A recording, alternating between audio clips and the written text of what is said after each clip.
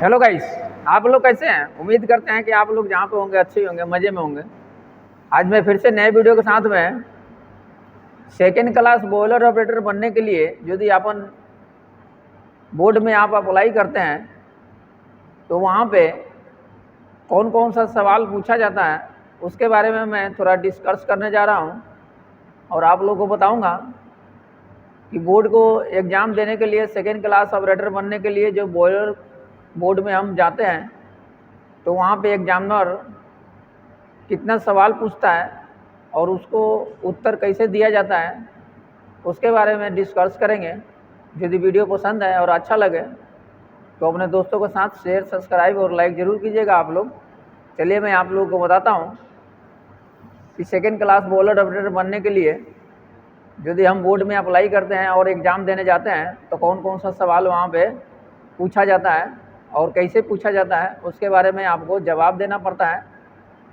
तो यदि आपका जवाब सही निकलता है तो आपको सेकेंड क्लास का लाइसेंस 100% मिल जाता है।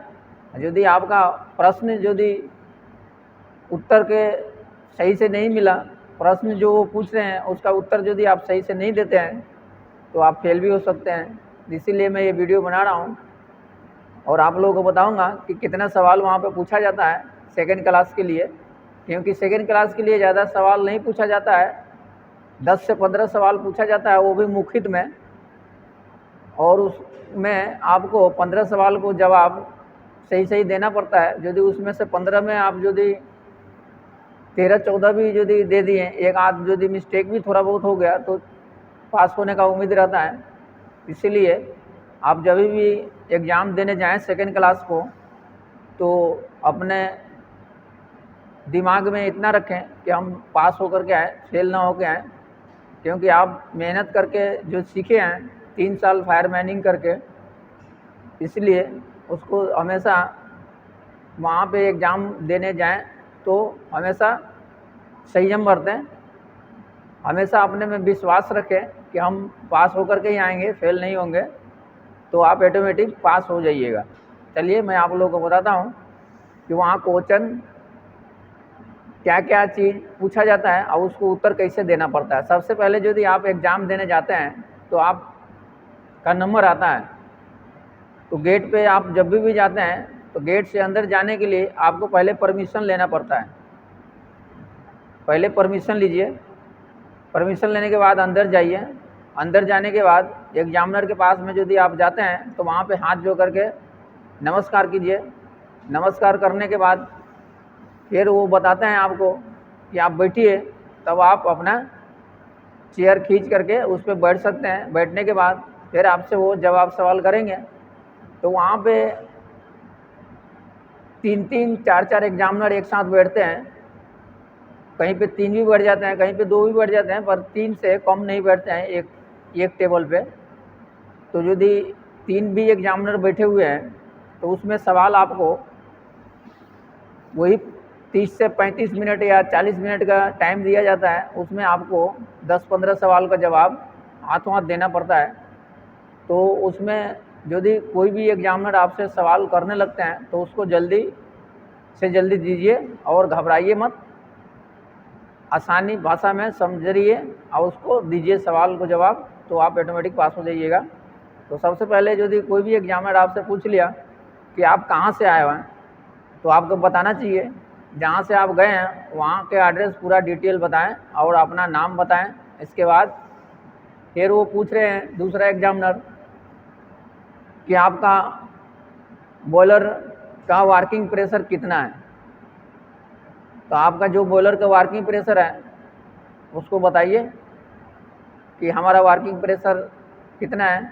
यदि आपका बॉयलर का वर्किंग प्रेशर यदि 15 kg है तो 15 kg नहीं बताना है, उसमें 15 kg पर सेंटीमीटर स्क्वायर बताना पड़ता है। आपको ऐसे बताना पड़ेगी कि हमारा बॉयलर का वर्किंग प्रेशर 15 kg पर सेंटीमीटर स्क्वायर है।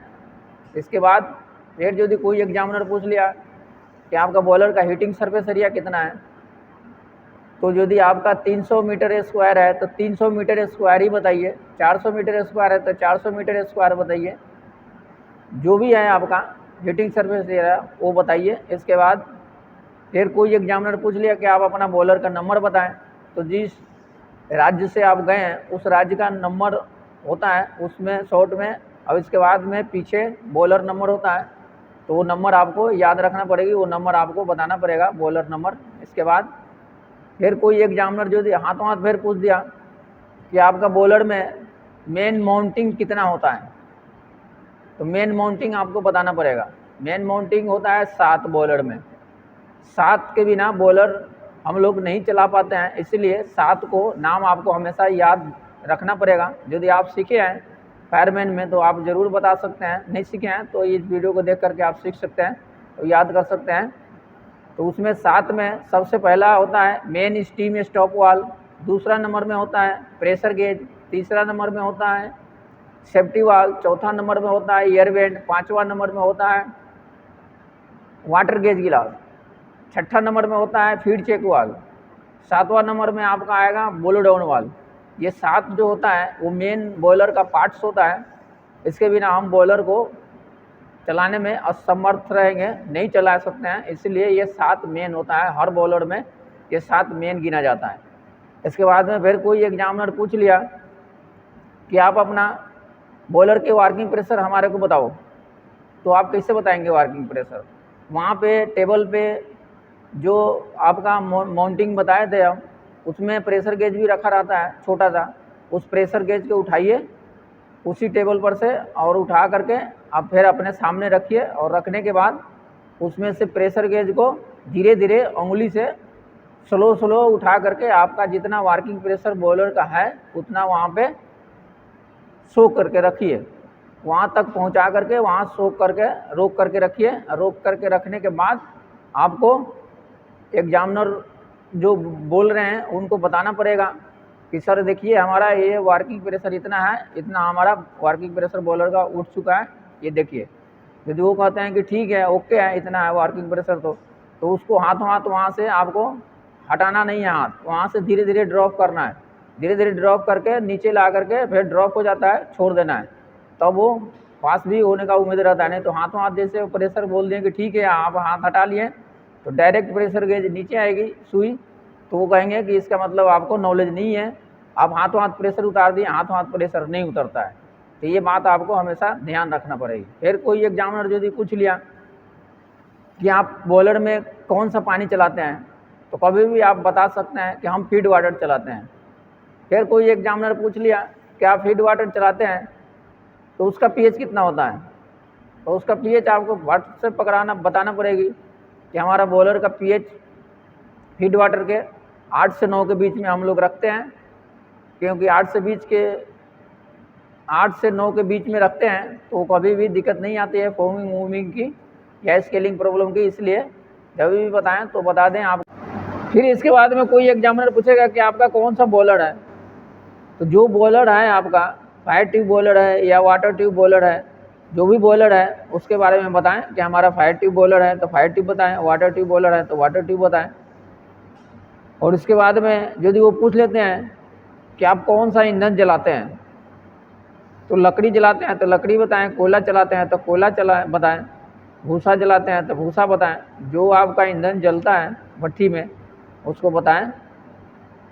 और बताने के बाद फिर यदि कोई सवाल एग्जामिनर पूछते हैं तो बताएं, आप नहीं पूछते हैं तो फिर आपसे कहेंगे कि ठीक है आप जाइए, तो आप वहाँ से फिर उठिए, उठने के बाद नमस्कार कीजिए, नमस्कार करने के बाद में आप आराम से बाहर आ जाइए। तो आपके विश्वास है कि हम क्वेश्चन सही किए हैं तो ऑटोमेटिक आप पास हो सकते हैं। और वहीं पे हाथों हाथ सामने ही आपको यदि आपका क्वेश्चन सही है